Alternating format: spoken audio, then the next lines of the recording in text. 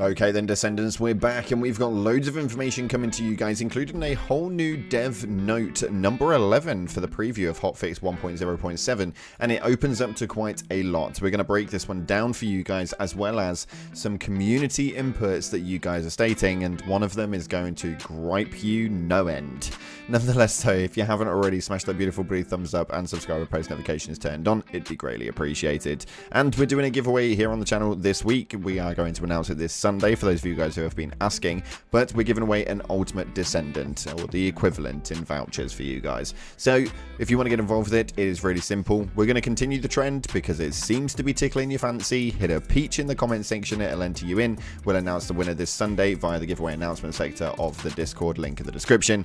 Nonetheless, let's dive straight into some news because this is a bloody big one. The preview of Hotfix 1.0.7, it states, "Greetings Descendants, this is the director of the first Descendant, Min-seok Zhou," and I pronounce his name wrong every bloody time. Today I am here to share a preview of about Hotfix 1.0.7. We're aiming to release Hotfix 1.0.7 on Tuesday, August 13th, as we need additional time to verify some issues. In the meantime, I'd like to share some key updates in this hotfix.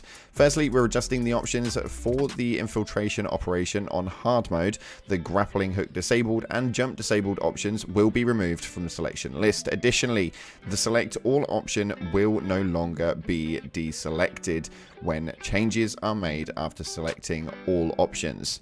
Moreover, we're planning further improvements for the infiltration operation on hard mode in Season 1. These include removing the occupation tasks and focusing more on eliminations. We're also replacing the random combination of options with preset selections and expanding matchmaking parameters. First of all, great idea. Grappling hook disabled, jump disabled. You know full well that we all avoid it, so it's really good that that is now going. Next up though, let's talk about the content adjustments. We're going to add some extra time for you to choose restart option after completing intercept battles, special operations and infiltration operations. For your preference, restart with squad and restart alone buttons will be provided, and again, that is absolutely huge. The amount of times that I spend too much time sieving over things in loot boxes and then end up having to go back to Albion to reboot is ridiculous, so another good change.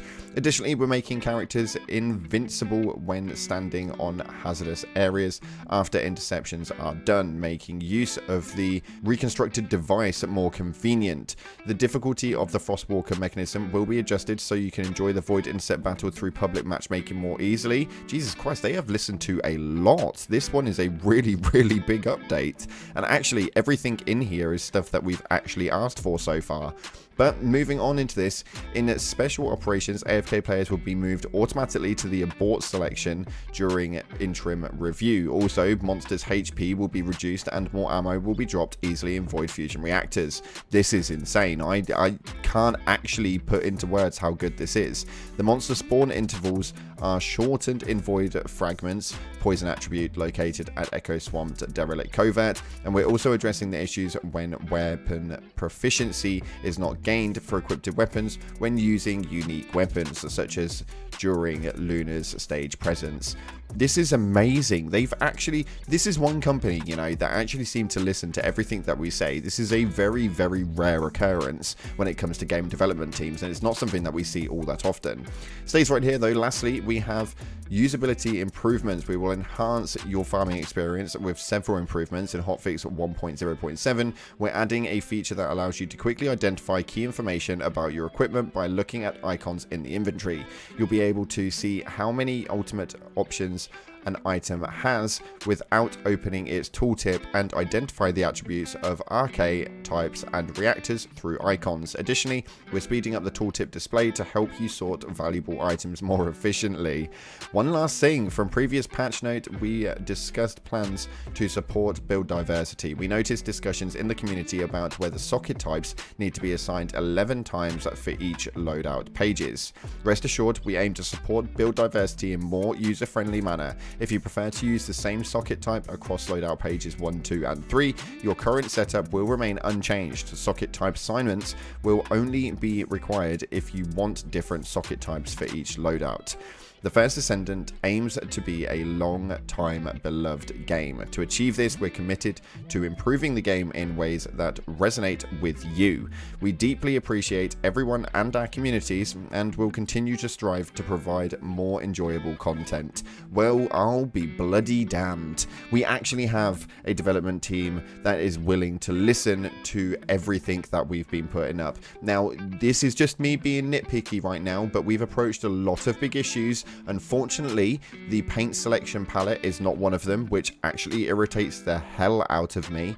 This one is really frustrating because it's been an issue since day one and needs to be rectified as soon as possible. You're happy to take the money for the palettes? Make sure that you actually issue what it is that we're purchasing. That's all I'm asking for. Not a big ask at all. But let me know in the comment section what you guys think to this new insight to patch 1.0.7. I think that this is actually a really good start, and we know full well that the way these games operate, that won't be all of it, but it's a very good start to the way that they've issued. Moving into some Reddit posts, though, we have got some tantalizing points that you guys may want to take a look at. This right here, just a little heads up for people farming XP. Do sterile land QP mine operation. It's so good, and especially with Bunny in team.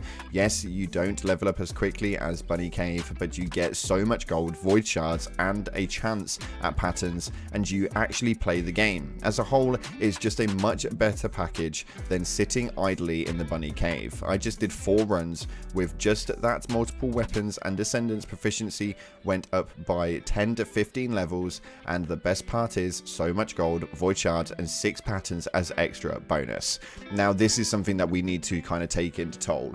The farming methods that are around at the moment, taking your character from the baseline to level 40 in 15 minutes, for me, dull as hell. I don't want to play a menu simulator, and even though I do want to grind things out, I still want to enjoy things while I'm doing that. So for me, this is a really big factor, and needs to be implemented to a basis of actually farming is worth doing, and it's enjoyable when you do it, because this whole game is a looter shooter. It all revolves around farming, and something that isn't fun when it comes to farming is this right here. Apparently, these 2 Amorphous materials have the same drop rate when you use Sharon to infiltrate. Guess which one I need? And you can see right here, he has absolutely 0 of the original and 25 of the other one. It seems that the patterns do tend to know exactly what it is you're looking for based on your playstyle and what you've been hunting for overall, and generally when you get to the last one needed for a certain character or for a certain weapon, it will just deteriorate, and it's really weird actually. But I'd love to see the schematics and the number format for how these actual loot drops tend to work, because this right here is another issue known to the game. Why is there a stack limit of 6 on stabilizers? And to be honest, I don't really care about these stabilizers. There could be a stack of 6, it could be a stack of 50. For me, even though it changes the percentages on screen, it still does absolutely nothing for me, and I still end up with the most common piece of the loot pool known to man. That is generally because it buffs all of the numbers, so yes, it takes all of your numbers up a percentage and gives everything a bit more of a boost on the drop rate viability, but my good lord, these things are bloody useless. I do think that they could be a lot better, and I think that actually if they were a lot better, people would probably utilize them a lot more. This stack of 6 does nothing for me, and I really don't care. It really makes absolutely no difference to me, and I don't even use mine. So yeah, take that one in toll as you will. Still managed to get Ultimate Valby in 8 hours.